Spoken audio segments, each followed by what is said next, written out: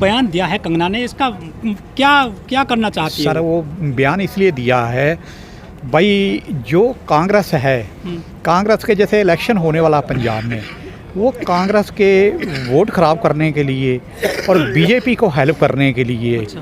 तो बीजेपी ने एक्चुअली उसको, she sponsor by BJP, BJP इसलिए उसको स्पॉन्सर कर रखा है।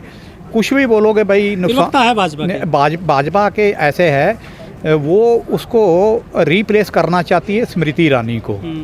अब स्मृति ईरानी को रिप्लेस करना या कुछ भी करना, तो आप सारे हथकंडे अपना सकते हो, जो भी आप कर सकते हो। आपको पता है मैंने वोट की चोट कहाँ देनी है, तो उसको एक्चुअली कांग्रेस को वोट की चोट ये जो है, जितने सिख हैं वो इसके खिलाफ हो जाएं और किसान खिलाफ हो जाएं। लेकिन सर कुछ लोग कह रहे हैं कि जो कंगना ने बोला है कहीं ना कहीं उसमें सच्चाई भी नज़र आती है। जो एक आदमी, आपने कुछ मेरे साथ में आपकी मारपीट हुई या कत्लेआम हुआ या जेनोसाइड हुआ है, आपने मेरे से माफ़ी मांग ली है, आप मेरी कम्युनिटी से माफ़ी मांग ली है, वो भी हमारे गोल्डन टेम्पल में जाके जहाँ भी माफ़ी मांग ली है।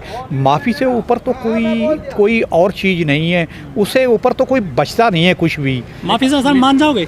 नहीं, माफ़ी ऐसे है, मानते हैं माफ़ी से ऐसे पश्चाताप हो जाता है माफी मांगने से। सिख धर्म में ये है। लेकिन सर लखबीर के साथ में ऐसा नहीं हुआ था। नहीं, लखबीर का केस है, लखबीर ऐसे है, वो बंदा एक गरीब घर का था, जो आदमी दिहाड़ी करता था, वो एडिक्ट था, जैसे शराब पीनी, स्मैक पीनी या जो भी नशे करता था।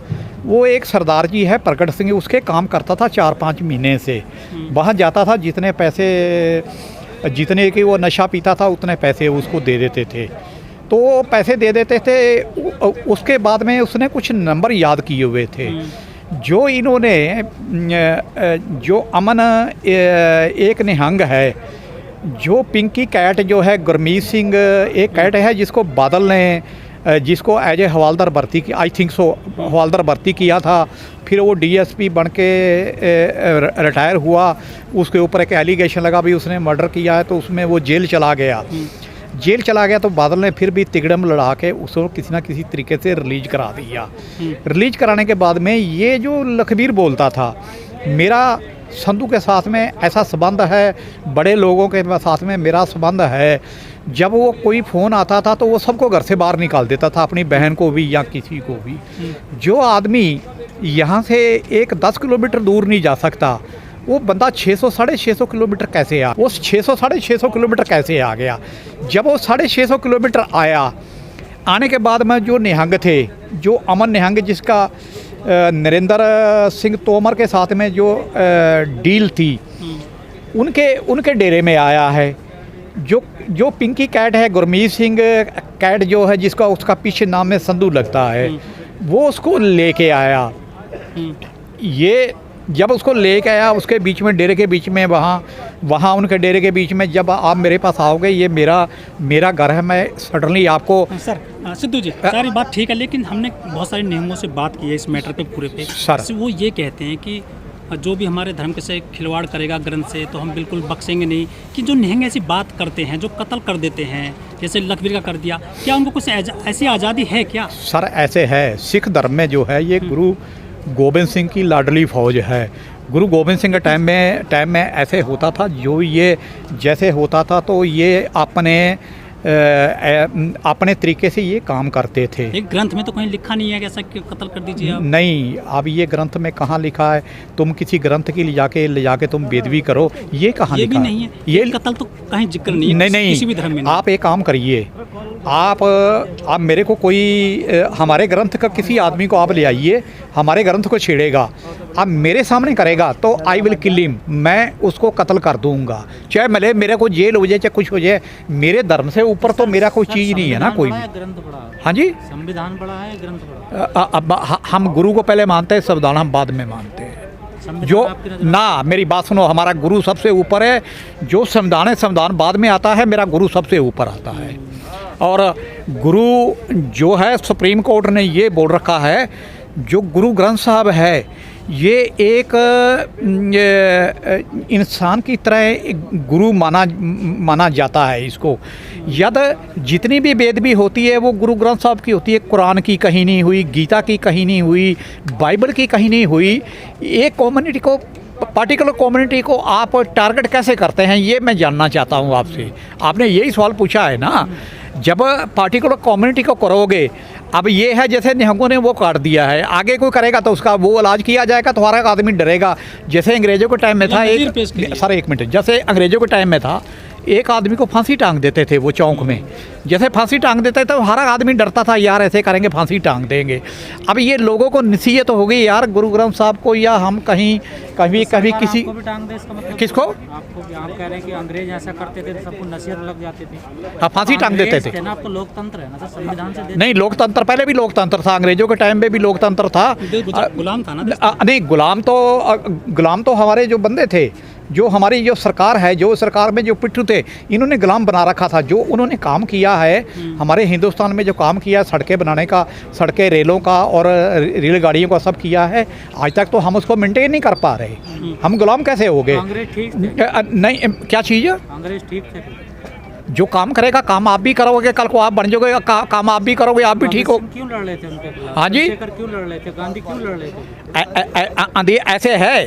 अब ये किसान एसएम के जो है, एसएम क्यों लड़ रही है? जब कोई भी जैसे कोई भी बादशाह जब जाबर बन जाता है, जैसे गुरु नानक ने बाबर को जाबर बोला था, जब कोई जाबर बन जाता है, वो अत्याचार कर देता है, तो लोग उसके खिलाफ खड़े हो जाते हैं, तो लोग खड़े हो जाएंगे।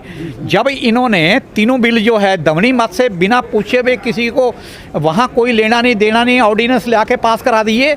यदि इनको रिपील करना था तो ऑर्डिनेंस क्यों नहीं ले आए? ऑर्डिनेंस ले आए। उसके बाद में ये प्रधानमंत्री, रिस्पेक्टेड प्रधानमंत्री को ये करना चाहिए था, ये हमने कर दिया है, इसके लिए कमेटी बना दी है। ये चीज़ें हैं, ये जो शहीद हुए इनको मुआवजा देंगे और इनको ये करेंगे। जैसे आंध्र प्रदेश के चीफ मिनिस्टर जो राव हैं, उसने 3-3 लाख रुपए का अनाउंसमेंट कर दिया और हमारे प्रधानमंत्री के मुंह से 1-2 शब्द भी निकलते, भाई इतने आदमी शहीद हो गए हैं, ये क्यों शहीद हो गए हैं? तो आपके हमारे प्रधानमंत्री के पास इतनी भी सहानुभूति नहीं है। सर आपने भी कहा नहीं, वो बोलता है भाई मैंने तपस्या की है। यदि आप तपस्या कर रहे हो, भी मेरी तपस्या में कमी रह गई है। आप बोलते हो हमारे मुट्ठी भर लोग हैं। जब मुट्ठी भर लोग हैं तो आपने उनके सामने सरेंडर कैसे कर दिया? सरेंडर आपने इसलिए कर दिया है, आपने गलती की हुई है।